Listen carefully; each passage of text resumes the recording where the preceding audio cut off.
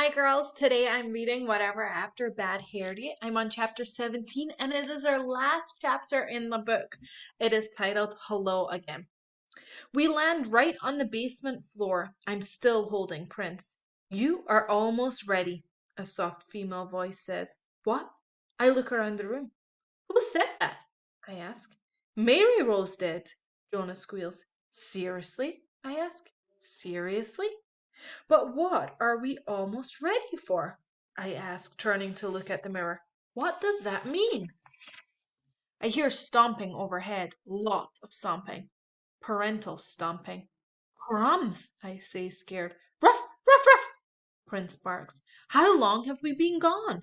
Joan asks. I don't know. I traded my watch. What if we were gone for days? They might think we were ran away, or we were kidnapped.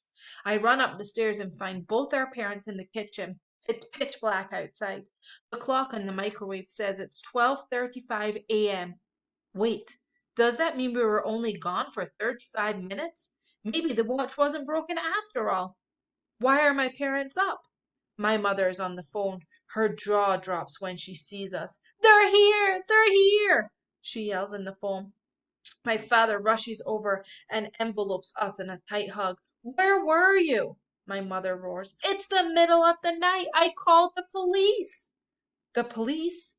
She turns her back on us. Officer, I just found them. I'm sorry for troubling you.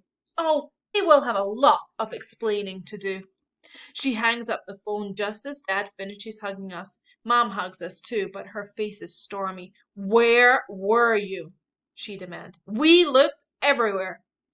We were in the basement, I mumble. My mom narrows her eyes. We looked in the basement. You weren't there.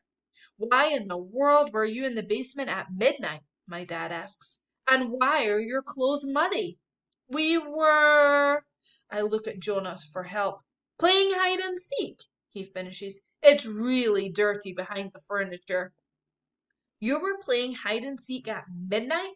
My mom asks. Why were you awake? Jonah asks my parents, which maybe isn't the best question right now.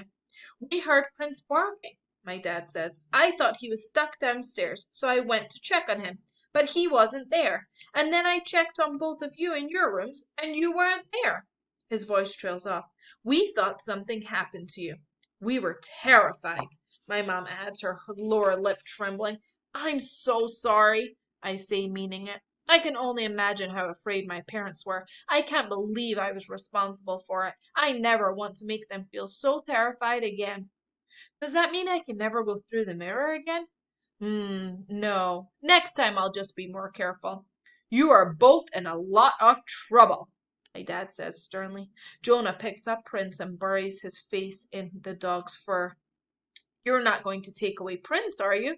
No, my dad says. He's part of the family now.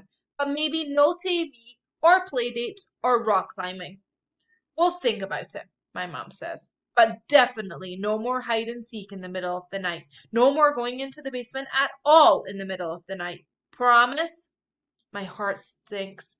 I steal a glance at Jonah. He's waiting to see what I say. I have no choice. I can't cause my parents so much worry. I have to make the promise. I promise, I say, instantly feeling sad. Goodbye, Mary Rose. Goodbye, fairy tales. Jonah follows my lead. I promise too, he says softly. Now go back to your beds immediately, my dad orders. Sorry, Mom, I say, looking at the floor. Sorry, Dad. We'll talk about it more in the morning, my dad says. Go to bed. Do you smell onion? I hear my mom asking Dad as Jonah and I drag ourselves upstairs, Prince at our heels. I feel terrible as I wave goodnight to Jonah and Prince and disappear into my room. I glance at my jewelry box. There's still so many fairy tales to visit. There's Aladdin and Beauty and the Beast and the Snow Queen and even Hansel and Gretel. Oh, look at that. I see Rapunzel, the new Rapunzel. Her hair is long again, not as long as it used to be, but down to her shoulders. She looks like she's standing on a stage and her mouth is open, like she's singing. And in the background, I see three other people on the stage. One of them is definitely Prince Tristan. But who are the other two? One is a woman and one is a man. Both look a little older than my parents. The woman is playing the drums, and the drums say Pickle, Rapunzel, and parents. Oh, they're Rapunzel's parents. Rapunzel must have found them, and now they're all in a band together.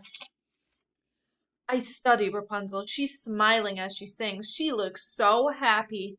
Even with her new hairstyle, she thought that was her long hair that made her unique. But it was hair that, but that her hair was what made her special. But she's more than just her hair, and maybe she's even better off without it. She didn't have to suffer for years and still ended up with the prince. Plus, she found her parents and a singing career. So maybe sometimes you think you need the things that make you special isn't really that important, like being a spelling bee champion.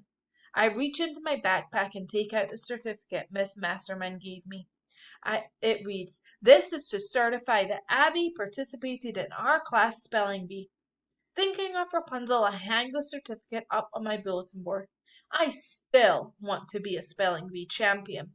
And maybe next year or the year after that, I will be. Or maybe not. But maybe that's okay. Because I'm more than just a girl who came ninth in the spelling bee. I'm a big sister. I'm a good friend. I'm a future judge. I'm a spelling bee participant. I look back in my jewelry box. I'm also a fairy tale lover and a fairy tale traveler. At least I was a fairy tale traveler, not anymore. I sigh as I change into my pajamas. I can't help wondering, is Rapunzel better off having met us? Am I better off having gone through the mirror? I glance at the image of Rapunzel's new band and then back up at my certificate. Probably, and yes, definitely, yes. But we were both, but if we were both better off, then how can I stop going through the mirror? I can't. I shouldn't. I shake my head. I have to stop. I promised I would stop. I don't want to stop. I turn my lights off, get into bed, and pull my covers up over my chin. What if I told my parents the mirror's secret? Would they believe it? Would they try to get rid of the mirror so we wouldn't go through it? Would they want to go through it with us? So many questions. I glance over more at my jewelry box before closing my eyes. So many possibilities. And that is us. We have finished Whatever After Bad Hair Day. I'm going to start a new book, so make sure you tune in and see what that new book is going to be.